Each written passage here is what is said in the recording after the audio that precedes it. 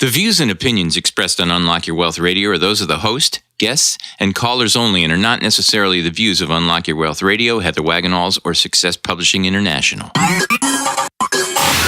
Worried about retirement? Want to travel the world or just be around to watch your kids grow up, but you can't because you're drowning in debt? Now you can! With Heather Wagenhals and the Keys to Riches powered by Unlock Your Wealth Radio. Heather will show you how to stop chasing your wallet, eliminate debt, lose financial stress, and live the life of your dreams. If you truly ever wanted to have more, do more, be and give back more, now's your chance. Listen weekly to hear what others are doing to manage their money better with these proven strategies for building wealth with the Keys to Riches financial philosophy. Now, here's your host, Heather Wagenhals. Woo! That's more like it. Thanks for stopping by. Today's episode of Keys to Riches, powered by Unlock Your Wealth Radio, is sponsored in part by Audible.com. Get a free audiobook download at keys-to-riches.com/free book and click on the link to over 150,000 titles to choose from for your iPhone, Android, Kindle, or MP3 player. And perhaps you could even choose the 7 elements for self-empowerment. Yes, you can. 2.0. I'm Heather Wagenhals, flanked by the maestro of moolah, Michael Terry. Hey, folks. And we are here to help you get your money mind right on today's episode with the Keys to Riches financial philosophy. Miguel? Yes? What is this week's key? Forget the perfection principle. That you almost forgot the key. Yeah, how about that? I didn't have to look it up my cheat sheet or anything. Yay! I'm so proud of you. Yes. So we are now at our 11th. No, you're not. I am proud of you. Oh, that's good. Okay. I might even pay you this week. You're thinking to yourself, oh, geez, it's about freaking time that you... Well, you know, everybody has a learning curve, 2.5 years, but that's okay. My problem is I don't have a lot of money problems, so I don't have to study these things quite as much. Yes. And it's not that I have a lot of money, it's just that I think I know how to manage it at this point in my life, which is good. Yes. But you said you've learned things, so that means that there's always room for improvement. I have learned things. Yeah. Learned a lot. So we have our 11th key today. We also have our moolah word, or it's an actual phrase, and it's more than 2 words. So our moolah phrase is cash flow related, like it was. We were in accounts payable on the Unlock Your Wealth radio show. Right. And by the way, this week's Unlock Your Wealth radio show is fantabulous because we talk about how to buy absolutely anything without overspending. And it's a great little strategy. And I actually give you an example of how I deployed it most recently with a rice cooker.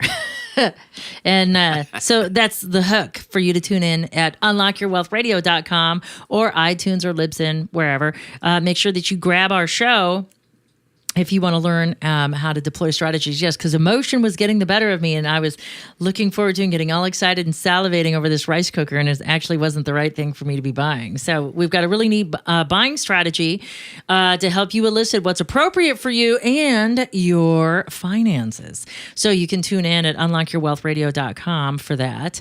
And our money drama today is self-sabotage. Oh, boy. You know, and so it's a big one. Yes, and the constant flagellation that we give ourselves as a result of lack of forgiveness plays right into this week's key very nicely. Cool. So that's what we have in store for you on today's show. I'm so excited. So let's talk cash flow, or I should say, let's talk moolah word of the day.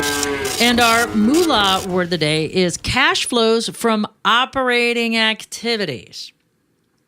So it's an accounting of funds related to the company's operations, reported on a cash flow statement of a company's annual report. So this is money going in and out. So if you think about it, and what does that have to do with me and my personal finances? Well, everything, because in order for your life to run, you have to maintain certain things. I mean, and this isn't like movies and stuff. This is home and home repairs. This is car and car maintenance. This is food, because you have to be maintained sort of by like eating. So this is also visiting doctors and things like this. So you technically have cash flows from operational activities too on the home front. So we have to think in terms of like that.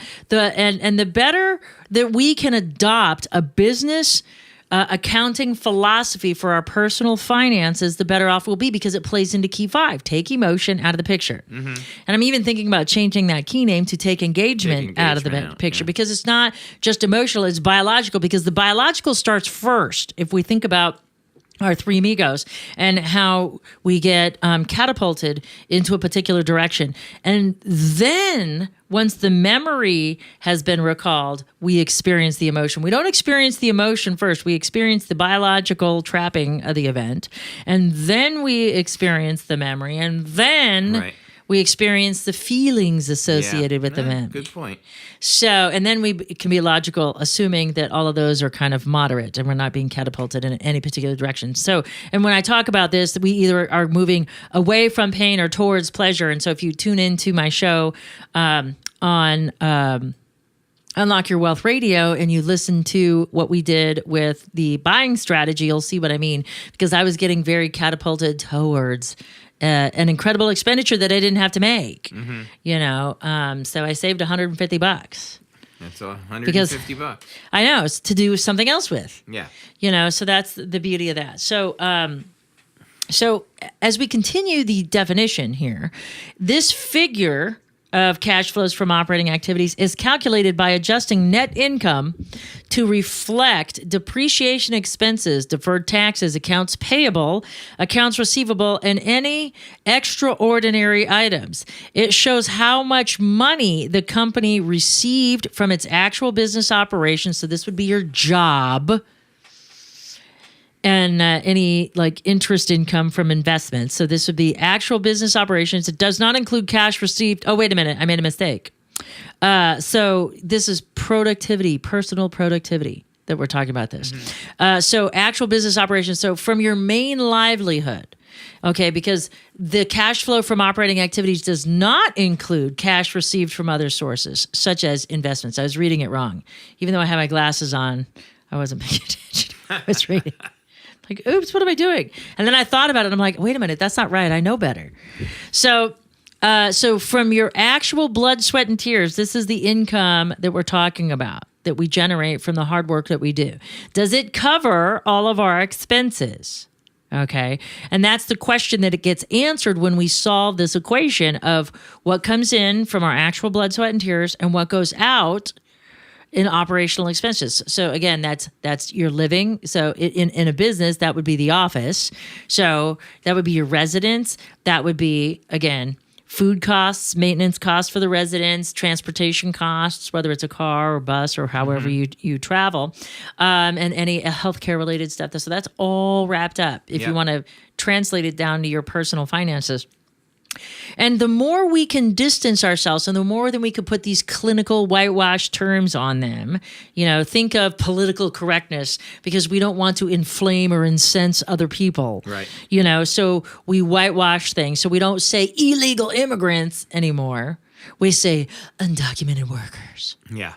Because we're trying to be sensitive. But what we're doing is we're just desensitizing it, because they know, the political pundits know that that's a hot button for you and you're going to vote a certain way. So that's why they've whitewashed it and desensitized it to that more clinical term. So all of those things that they're doing to manipulate you, you can do to yourself to manipulate your own responses. I mean, they're onto something there. They sure are. By desensitizing that stigma. So that's what we need to do. Anytime we can desensitize ourselves to expenditures, especially frivolous expenditures, the better off we are. So we have to think in those kind of terms. So that's it for today's moolah phrase of the day. Now let's get talking about this week's key. So for those of you who are joining us for the first time, welcome to the Keys to Riches, powered by Unlock Your Wealth Radio. The Keys to Riches is a financial philosophy that teaches you how to think like the rich and be in control of your own money. It also gives you specific techniques to create or fix your credit, eliminate debt, save and invest, building wealth while transforming your current financial habits into healthy money management skills. I'm waiting for you to get that part memorized. Yeah. Yeah. Yeah, it's a challenge. I could start give you another 3 years. I could start doing that on the show. I could take over that announcing part. Yeah. We'll see how you do. Yeah. Sort of be the Don Pardo. There you go. Of your show. I've had 13 years at it. No. I've had 15 years. Wow. That's a lot of shows. Yes. I've had 15 years at it, so I've got some, and it's evolved over time too. Like, so certain words have dropped out, new words have popped up in there. Yeah. So it's a work in progress. Well spoken. Yay! Just eat ease. So when we talk about our personal finances, and because we understand from this show that it's a biology-based money management show, and it's not about the money, it's about everything else, we have to talk about forgiveness, because we are going to fall off the wagon. It just happens. No question about it. It was, I remember, do you remember Carney, is it Carney Wilson? Yeah. And she was, had the big weight, up and down kind of thing. And she said that the trouble that she had with her food addiction is that she had to have food. Like, if you have a drug addiction or an alcohol addiction, you can get rid of it because you don't need it. You don't need alcohol. But with a food addiction, right, you need it. With a financial addiction, you need money. Like, that's how you acquire and accumulate the things that you need. That's your medium of exchange. Exactly. So it's a different type of addiction that we have to deal with. And because of all these other things that don't have anything to do with money, go into how we make decisions about money. And these are cultural influences, societal influences, familial influences, spousal influences. So you have all of these things, and religious influences are a bad one. Tithing. Not just tithing, but some of the things, I have someone that I know that has had big problems with money and saving for the future because of that whole Bible quote of it's easier to put a camel through an eye of a needle than it is something about a rich man. I was paying attention to boys in Sunday school, so I don't remember that one at all. but things like that, I was just reading another financial book, and I was reading this money management book and reviewing it, and and that quote was in there. And it was funny because I had never heard the quote until one of my coaching clients had brought it up. And I was like, because I said, what sayings do you know about money? Like, what have you learned over time? Because those moneyisms that we hold, like it takes money to make money, like some of those moneyisms can be negative and detrimental. Like a penny saved, penny earned. Like all of those things, depending on how you hold those moneyisms, can have a negative impact. But forgetting the perfection principle is knowing in advance that something is going to happen. We don't know what. And I don't mean to be a doomsdayer. And I don't mean to play into our natural negativity bias that the brain has, because it's always looking for something to go wrong. And it's a survival mechanism. So we're never going to get rid of the negativity bias. Yeah, that's okay. Yeah. But the problem we have is, even in a perfect world, there's only 3 things in this entire universe that we control: our thoughts, our feelings, and our actions. Everything else is just influence. You can't control your kids, because goodness knows how many people have kids that are like, and people that have pets. I mean, talk about another like parental situation. Lack of control. You can't, lack of control, but you can't communicate because you don't speak the same language. So it's even more difficult to try to control an animal. a pet. So even if you've taken all the classes and done everything right, you still have another free will on the other side of that equation that can muck things up for you. Here's a horrible example, but you can't control your pet, even though you've gone through all the classes and they listen on the leash. What if your dog sneaks out and gets run over? And now you got to pay to have an emergency room and broken arm. So you were plugging along with your financial plan, but now all of a sudden, $1,500 later, after you get your animal put back together. And that had nothing to do with the best laid intentions, but now you've messed up your finances and now you're feeling bad. And that's why it's important that we not worry about knocking every step out of the ballpark. And I think that we get hung up on that. Number one, it's unrealistic. Because even in a perfect world, again, there are factors beyond our control that will affect things. Let's say the guy that you're working for is a crook. And, he closes the door without warning on all of his employees, and the last checks that he wrote bounced. Mm-hmm. Maybe you didn't make it to the bank first, and whatever money was in there, the other employees got, and your check bounced. Like, you can't control that. But what you can control is how you respond to it, okay? Because between stimulus and response, there's a space, and this is where all the power is held.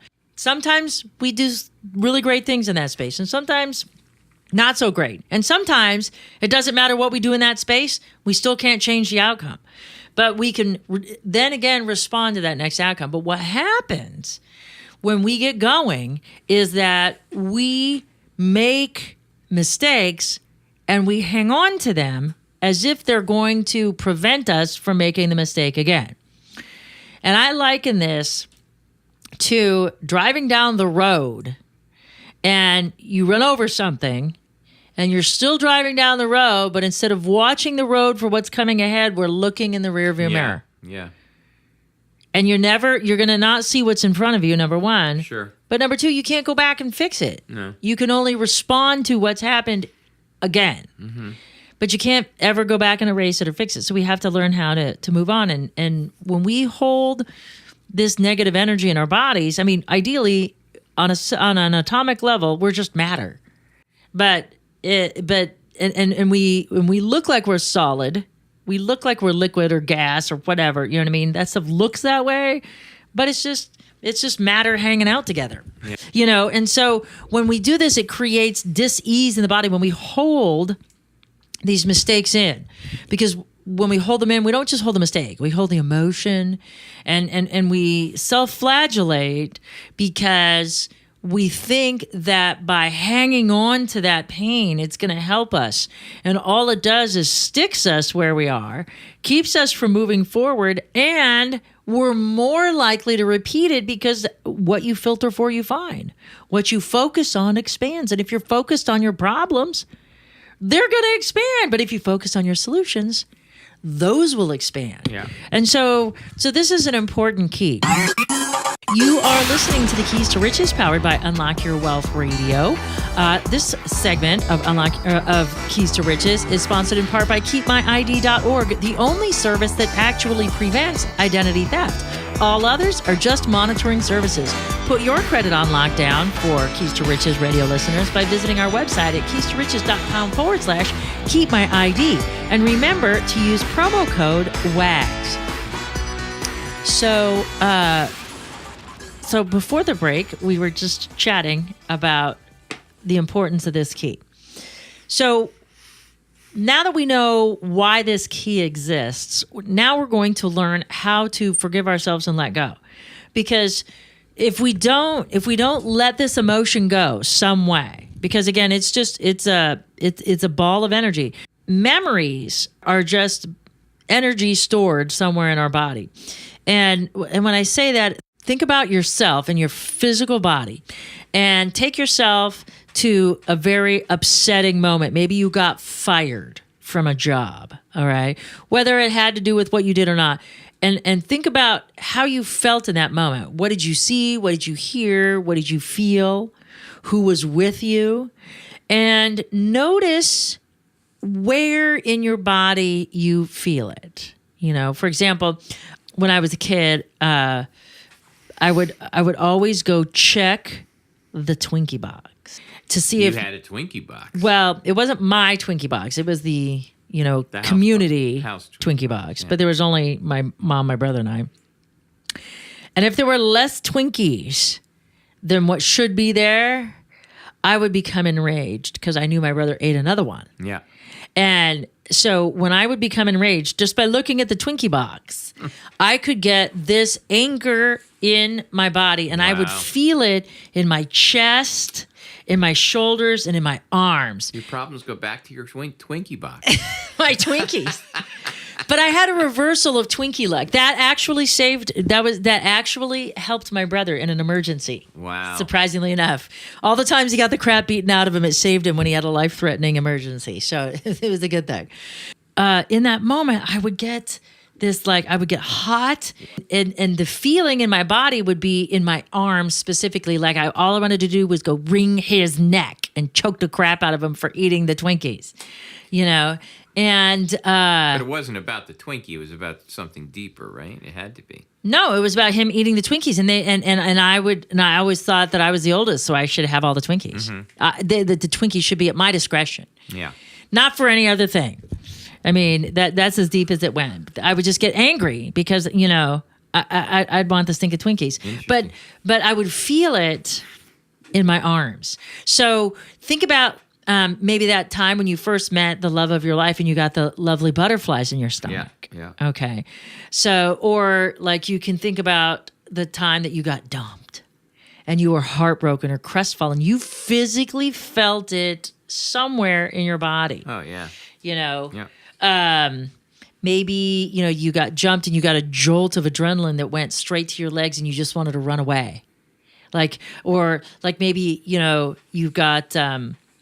your parents found something that you broke or hid or stole or whatever, and then your knees, you got weak in the knees, you felt it in your legs. You're I'm in trouble, but you couldn't run away. So that was your body dumping hormone to, it's fight, freeze, or flee. So when your legs would give out, your body's trying to curl up and freeze and play possum.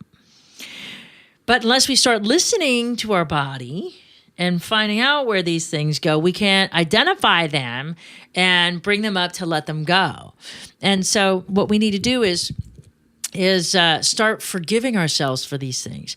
And we have to remember that forgiveness is for us or for you.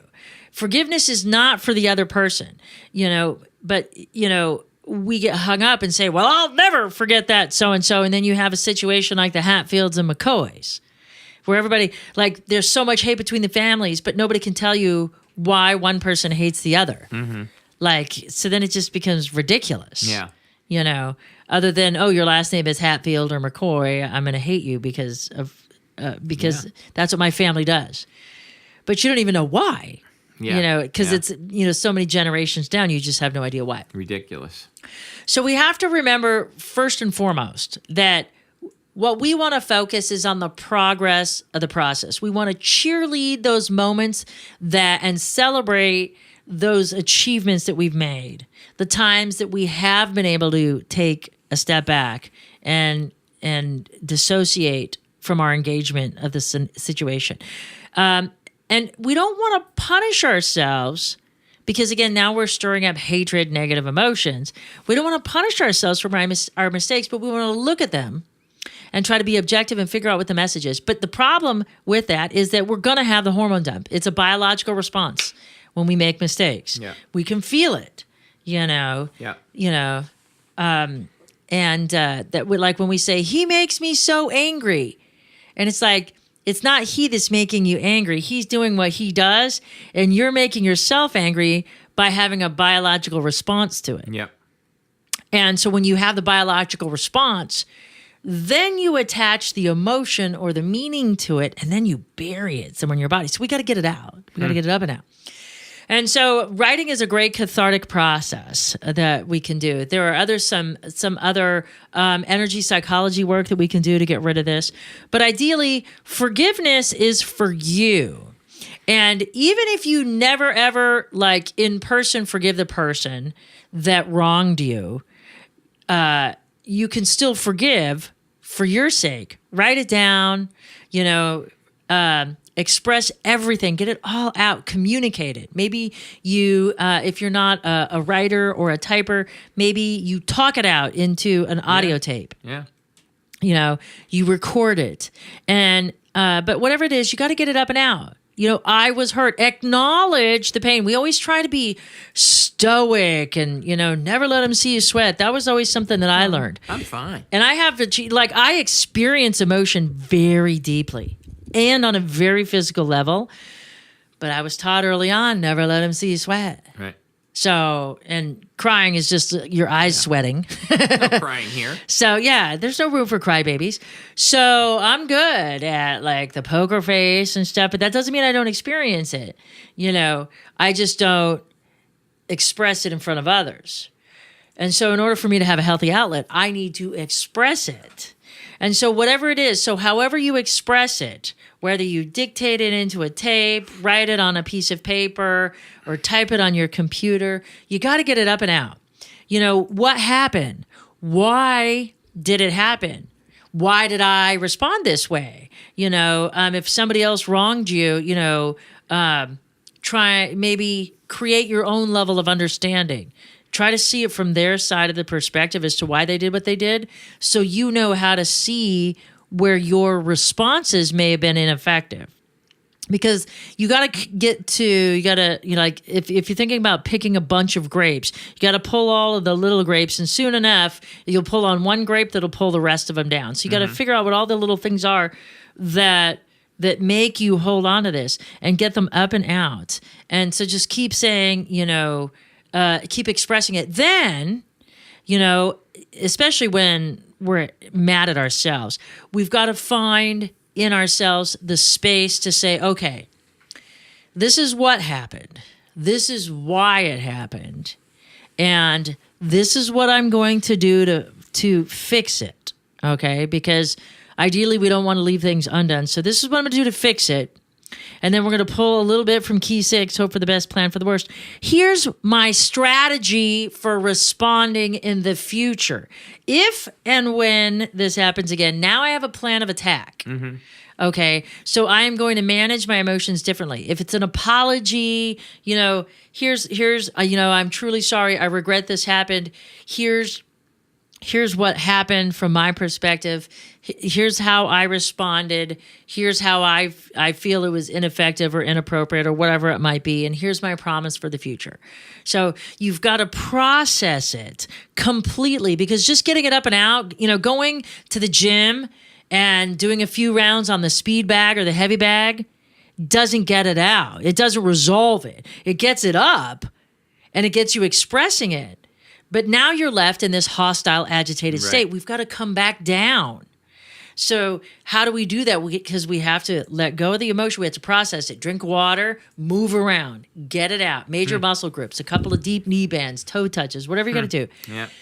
Then make the logical plan for the future, and then feel good about it. Put a lot of healthy energy. Smile, warm yourself, embrace it. And even if you never communicate your apology or forgiveness to someone else, it doesn't matter. Yeah. Because you've worked it through. So now your body should feel lighter, elated, maybe tingly. You might even feel lightheaded after you do this process, but you got to get it up and out and then deal with it. Yeah. So because you've got to get that second piece. Here's going forward how I'm going to respond differently.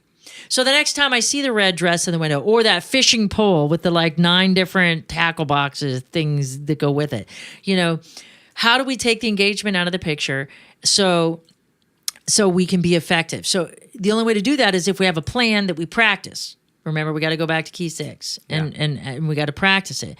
And then and only then can we move forward. And this forgiveness process is very, very effective for doing that. And because if you don't let yourself off the hook, what you focus on expands. So you're going to keep making that same mistake until you learn to let it go. Mm-hmm. And you got to let go of the emotion, not the message. Maintain the message, but let go of the mistake. Yeah. And that's how we process this. And this is how we move forward exponentially. So for this week's key statement, key affirmation, and key action item, please visit the website at keys2riches.com. And for more in-depth interviews with money experts, visit our sister site at unlockyourwealthradio.com, where you go to get your money mind right so your wealth and happiness will follow. For the Keys to Riches Radio, powered by Unlock Your Wealth and Michael Terry, I'm Heather Wagenhals. Now go out and unlock your wealth today. UnlockYourWealthRadio.com is produced by Heather Wagenhals and the Unlock Your Wealth Foundation. UnlockYourWealthRadio.com and its affiliates are copyrighted 2016 with all rights reserved. For more information on the Keys to Riches Financial Wellness Series, please visit our website at www.unlockyourwealth.com.